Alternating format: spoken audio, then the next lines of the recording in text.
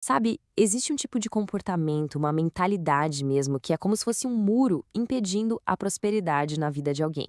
Nessa análise, a gente vai mergulhar fundo para entender o que é isso. E o mais importante, claro, como dá para virar esse jogo.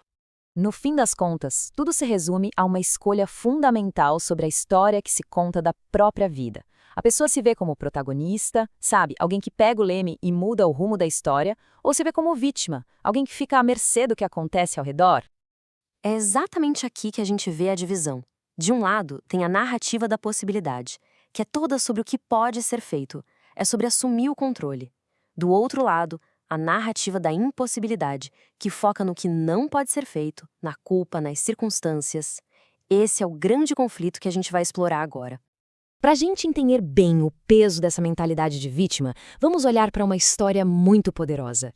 A história de um homem que ficou paralisado, parado no mesmo lugar por décadas. Pensa só nisso. 38 anos. Por todo esse tempo, um homem paralítico ficou ali, deitado, esperando que o milagre simplesmente acontecesse com ele. Ele não agia, ele esperava. E o mais revelador é que, quando perguntam se ele quer ser curado, a resposta não é um sim direto. Não! É uma justificativa, uma desculpa.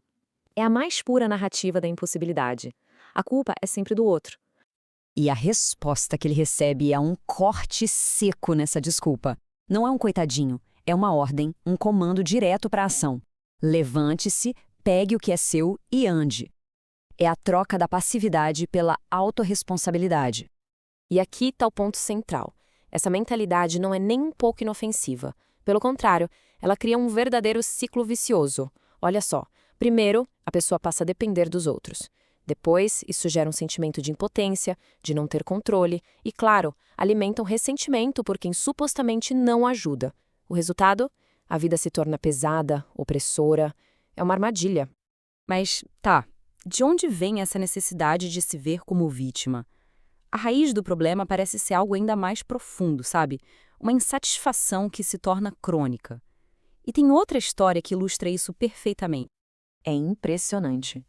Mesmo depois de serem libertos da escravidão, os israelitas reclamavam.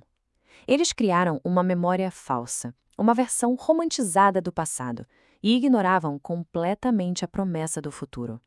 Essa é a voz da insatisfação falando. E o resultado disso é chocante. De mais de 1 milhão de pessoas que saíram do Egito, só duas, apenas duas daquela geração, chegaram na Terra Prometida. E quais eram elas?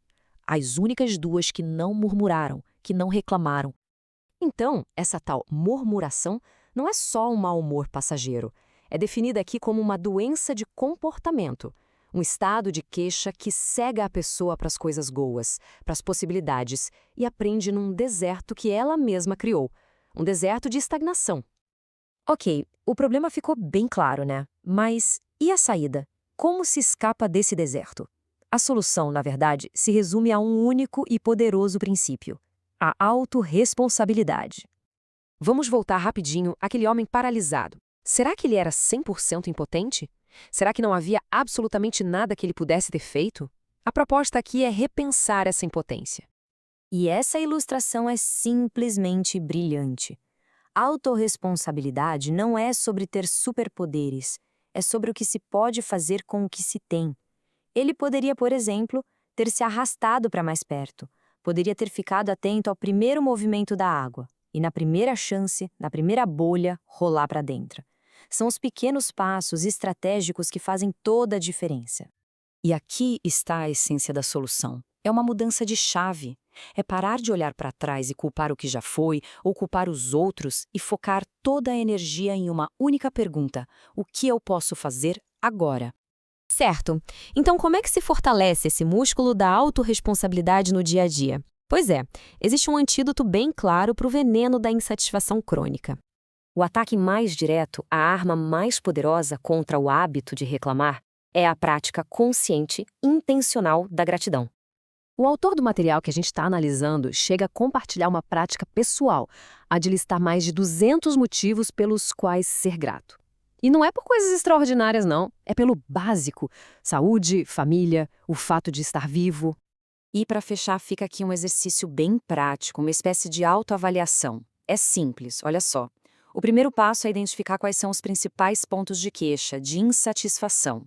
Segundo, dá uma nota para cada um, de 0 a 10, pensando na frequência com que isso aparece.